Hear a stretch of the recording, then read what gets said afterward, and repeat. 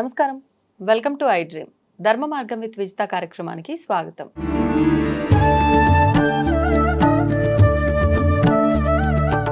నమస్కారం అమ్మా. నమస్తే అమ్మా. శ్రీమాత్రి నమః. అమ్మ, ఇంట్లో వాస్తు అనేది ఖచ్చితంగా చూసుకోవాలి. మనం ఇంట్లో పెట్టే వస్తువులను బట్టి కూడా వాస్తు దోషాలు అనేది ప్రభావితం అవుతాయి అంటూ ఉంటారు. ముఖ్యంగా చనిపోయిన వారి ఫోటోలు కూడా ఎక్కడ పడితే అక్కడ పెట్టేస్తుంటారు. బెడ్రూమ్లో కొంతమంది, హాల్లో కొంతమంది హాల్లో దేవతా చిత్రపటాలతో పాటు కలిపి పెట్టేస్తూ ఉంటారు. అంటే ఏదన్నా అంటే పితృదేవతలు వాళ్ళు కూడా దేవతలతో సమానం అంటూ ఉంటారు. అంటే దీనివల్ల కూడా ఇంట్లో వాస్తు ఎనర్జీ అనేది మారే అవకాశం ఉంటుందా? దాని గురించి వివరణ ఇవ్వండి. చనిపోయిన వాళ్ళ ఫోటోలు ఇంట్లో పెట్టడం అనేది వాళ్ళ జ్ఞాపకం, మనం వాళ్ళతో నడిపిన మెమరీస్ అయితే ఉన్నాయి చూసుకోవడానికి. అది తప్పలే. చాలా మంది సెంటిమెంట్గా వాళ్ళ నాన్నతో మాట్లాడుతుంటారు, అమ్మతో మాట్లాడుతుంటారు, చెప్పి వెళ్తుంటారు, అలవాటు అయిపోయింది నాకు అని చెప్పేసి అని. ఇవన్నీ తప్పేం లేదు. కాకపోతే ఏంటంటే వీటికంటూ ప్రతిదానికి వాస్తు అనేది ఏంటంటే వస్తువుని ఎక్కడ పెట్టేదే వాస్తు. ఏది ఎక్కడ పెట్టాలనేది మనం తెలుసుకోవాలి ఫస్ట్. చనిపోయిన వాళ్ళ ఫోటోలు ఇళ్లలో హాల్లో ముందు ముఖ్యంగా పెట్టకూడదు. హాల్లో పెట్టడం వల్ల కాస్తంత ఇబ్బంది ఉంటుంది. ఎందుకంటే ఒక మనిషి శరీరం వదిలి వెళ్ళిపోయారంటే బతుకుంటే అది పాజిటివ్, చనిపోతే నెగిటివ్. దాంట్లో ఆరా నెగిటివ్ ఎనర్జీ వస్తుంది. సో ప్రేత శక్తి కింద వస్తుంది అది. వాళ్ళు ఎంత మంచి వాళ్ళైనా సరే 10 మందికి బతుకున్నంతకాలం సాయం చేస్తూనే ఉన్నారు. వాళ్ళు దేవుళ్ళలాగా బతికారు కానీ చనిపోయారు. కానీ వాళ్ళు అప్పుడు చనిపోయిన తర్వాత అది ఏమవుతుంది? ఆ శరీరం ప్రాతశక్తి అవుతుంది. ఆత్మ కూడా ప్రాతశక్తి కింద వస్తుంది. ఈ ప్రాతశక్తి ఉన్నప్పుడు దైవశక్తి రాదు ఇంట్లోకి. ఏదైతే ఆరా అంటామో వాళ్ళు ఒకవేళ వీళ్ళ మీద భ్రాంతి చావక ఆత్మ రూపంలో ఇంట్లోనే ఉండిపోతారు కొంతమంది. అందుకే కొన్ని స్థలాల్లో చెక్ చేయగానే ఈ స్థలం వద్దండి అని చెప్తుంటారు పెద్ద స్వామీజీలు, జ్యోతిష్యులు. తర్వాత ఈ తపస్సు చేసుకునే వాళ్ళకి తెలిసిపోతుంది, వద్దండి ఈ స్థలం వద్దు అంటారు. ఆ స్థలం చూస్తే మనకేం కనిపించదు. ఎందుకు ఈ స్థలం వద్దంటున్నారు, బాగానే ఉంది కదా అనిపిస్తుంది మనకి. తక్కువలో వస్తుంది కదండి కొనుక్కుందాం అనుకుంటున్నాం అంటే వద్దని చెప్పేస్తుంటారు.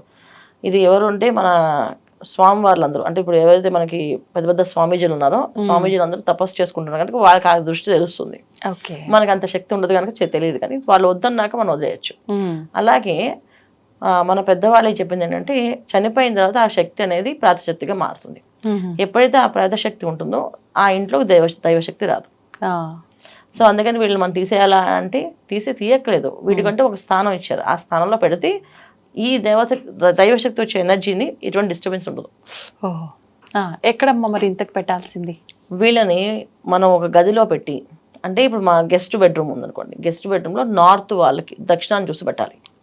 వీళ్ళ ఫేస్ దక్షిణం చూస్తుండాలి. సో గెస్ట్ బెడ్రూమ్లో పెట్టచ్చు.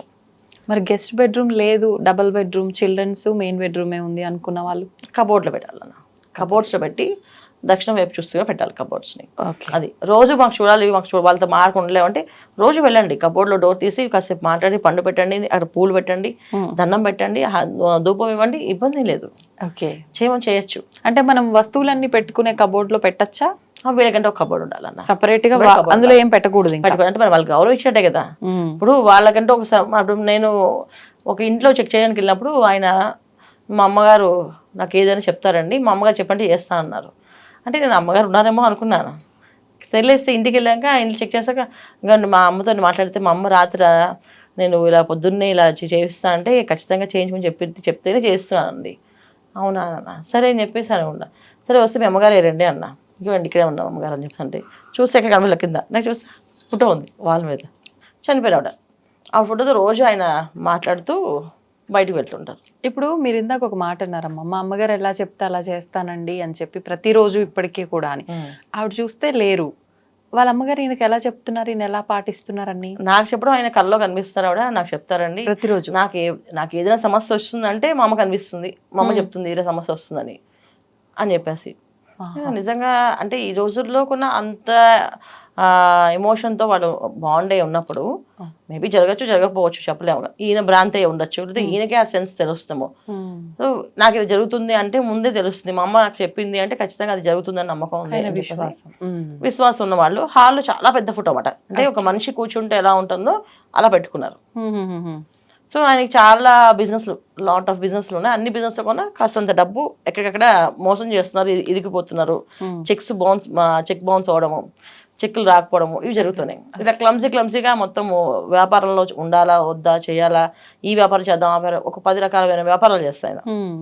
ఈ 10 రకాల వ్యాపారాల్లోనే పెట్టేస్తాడు. సో దానికి మెయిన్ కారణం ఏంటంటే బ్లాకేజ్, మొత్తం ఇంట్లో ఉన్న నెగిటివ్ ఎనర్జీతో బ్లాక్ అయిపోయింది.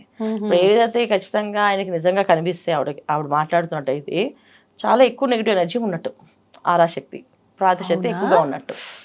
అలా ఉన్నప్పుడు ఏమవుతుంది, మనకి పాజిటివ్ ఎనర్జీ ఎక్కడి నుంచి వస్తుంది? ఇప్పుడు దైవశక్తి అనేది మనకు కావాలి అంటే ఇంట్లో మనం దీపారాధన చేస్తూ, ఇంట్లో ఏదో పుష్పాలు వేసి స్వామివారి దగ్గర నైవేద్యం పెట్టి ఏదో ఒక మంత్రానుష్ఠానం మనం చేయడము. మనకు రాకపోతే ఏదో ఒక టీవీలోనో రేడియోలో పెట్టుకుంటారు, పూర్వం పెట్టేవాళ్ళు, ఇప్పుడు ఫోన్లో పెడుతున్నారు అందరూ. ఇలా ఏదో ఒక చాంటింగ్ కంటిన్యూగా మంత్రాన్ని చేస్తే ఒక ఆరా ఫామ్ మొత్తం పాజిటివ్ అవుతుంది. ఎప్పుడైతే ఇంట్లో పాజిటివిటీ పెరుగుతుందో ఇంట్లో ధనాకర్షణ జనాకర్షణ పెరుగుతుంది. ఈ ఆకర్షణ శక్తి పెరగడానికి కారణం మనం చేసే పనుల వల్ల. సో బ్లాకేజ్ అవ్వడానికి కారణం అంటే వాళ్ళ అమ్మగారు ఎలా చేసేవారు, ఎలా ఉండేవారు అంటే ఎప్పుడు పిల్లల కోసమే ఆలోచిస్తూ ఉండేవారు అంట. పిల్లలు పిల్లలు పిల్లలు పిల్లలు అని ఆవిడ అలాగే మంచాన్ని పడి చనిపోయారు రోగంతో. కానీ ఆవిడ ఉన్నంత కాలం సుఖపడలేదు పిల్లలు ఎవరు. ఆవిడ చనిపోయాక అందరూ సెటిల్ అయ్యారు. సెటిల్ అయిన తర్వాత అందరికీ బాధ అనిపిస్తుంది, మా అమ్మ చూడలేదు ఈ బాధని. సో మా అమ్మ కోసం ఏం చేయాలని చెప్పేసి అందరిలో సేమ్ ఆ ఫొటోస్ పెట్టుకున్నారు, పెద్ద ఫొటోస్. వాళ్ళ అమ్మ చక్కగా అందంగా తయారైన ఫొటోస్ ఉన్నవి పెట్టుకున్నారు. కానీ వాళ్ళ నాన్నగారు చనిపోయి చాలా కాలం అయిన తర్వాత వాళ్ళ అమ్మగారు చనిపోయారు. ఇక్కడ 2 శక్తులు అంటే ఒకటి దేవతా రూపంలో పుణ్యస్త్రీగా చనిపోతే ఒక శక్తి, పురోసువాసినిగా చనిపోతే ఒక శక్తి ఉంటుంది. సో ఇలాంటివి ఏమొచ్చి అప్పుడు నేను చెప్పాను ఏమంటే మీరు రోజు మీ అమ్మగారితో మాట్లాడండి, కానీ హాల్లోని తీసేసి మీరు వెళ్ళి మీ బెడ్రూమ్లో ఒక కబోర్డ్ తీసుకుని కబోర్డ్లో పెట్టండి. సో బెడ్రూమ్లో మా ఆవిడ వద్దన్నారు అందుకే పెట్టలేదు అన్నది, గెస్ట్ బెడ్రూమ్లో పెట్టండి. మీరు గెస్ట్ బెడ్రూమ్లో శుభ్రంగా అమ్మ కనిపించేట్టుగా పెట్టుకోండి, ఒక డోర్ పెట్టండి. డోర్ తీసి మాట్లాడాలి, మళ్ళీ డోర్ వేయాలి మీరు, అంతే. అప్పుడు మీకు ఆ ఎనర్జీ వస్తుంది. సో ఎందుకు ఓపెన్ గా పెడితే ఉంటే ఆరా బయటికి ఉంటుంది ఎనర్జీ. ఇప్పుడు దీపం చిన్నగా వెలిగిస్తే వెలిగి కాంతి వస్తుంది, పెద్దగా చేస్తే ఏమైతే మసిగా మారి మొత్తం ఇల్లంతా నల్లగా అయిపోతుంది. రోజు దీపాలు హారతలు ఎక్కువ ఇస్తాం అంటే ఇల్లంతా దేవుడు మొత్తం ఏమవుతుంది నల్ల మసి పడేస్తుంది, అప్పుడు అది నెగిటివ్ అయిపోతుంది. ఏ ఒక శక్తి పనిచేయదు. ఇప్పుడు నలుపు అనేది మనకి నెగిటివ్ ఎనర్జీ.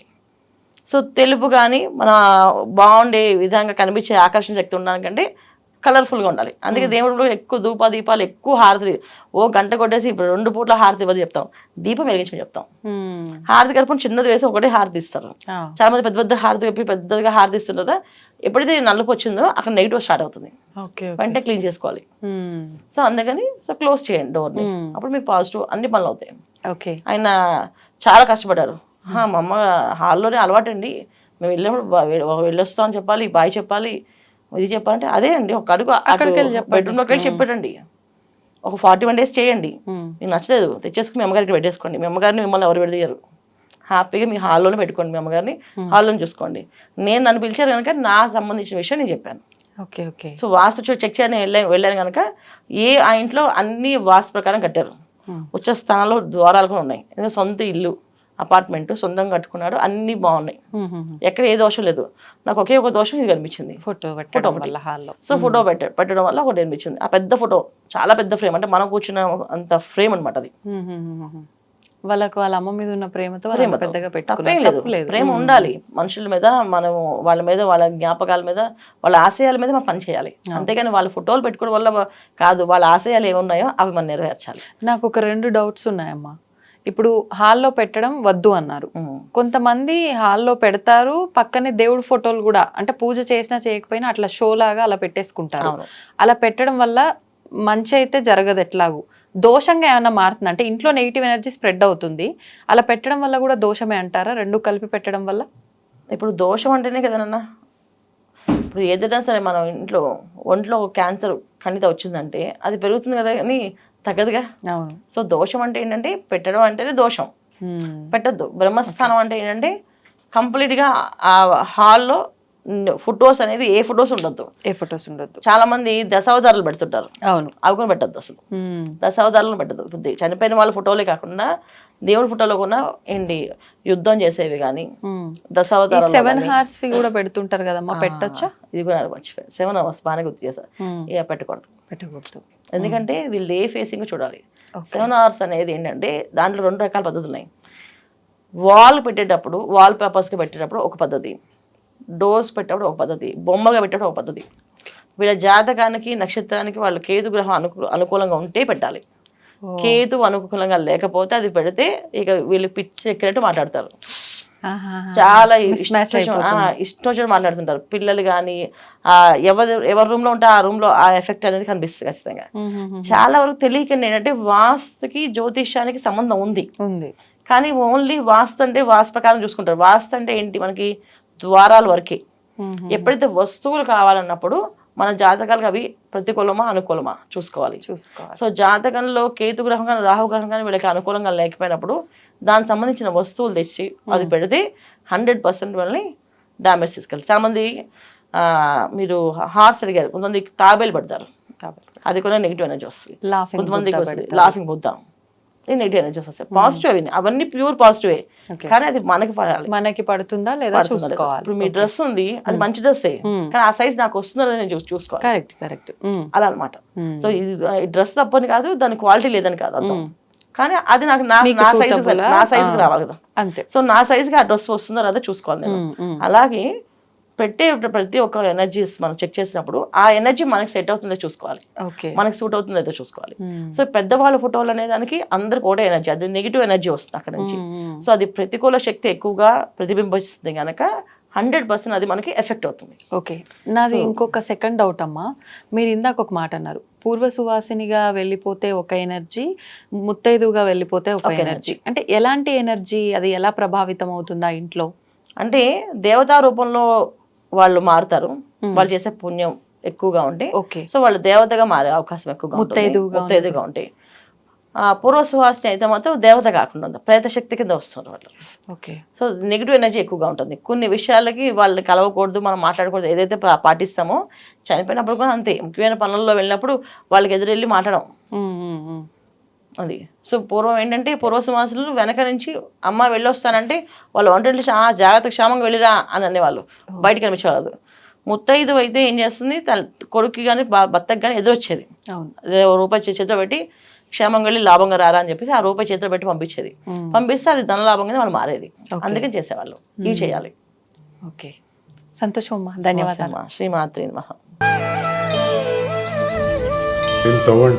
తవ్వుతున్న శివలింగం సరే, దాన్ని అట్లా కప్పేసేయండి, చూపించదండి. కృష్ణ ఇస్ దేర్, మూర్తి పూజ కాదు, సాక్షాత్ బ్రజేంద్ర నందన భగవాన్ ఉన్నారు మూర్తిలో. ఏమీ ఆశించకుండా ఆరాధించే వాళ్ళు కూడా ఉన్నారా ప్రభుజీ? నిజమైన భక్తి అంటే మనకు తెలియదు కాబట్టి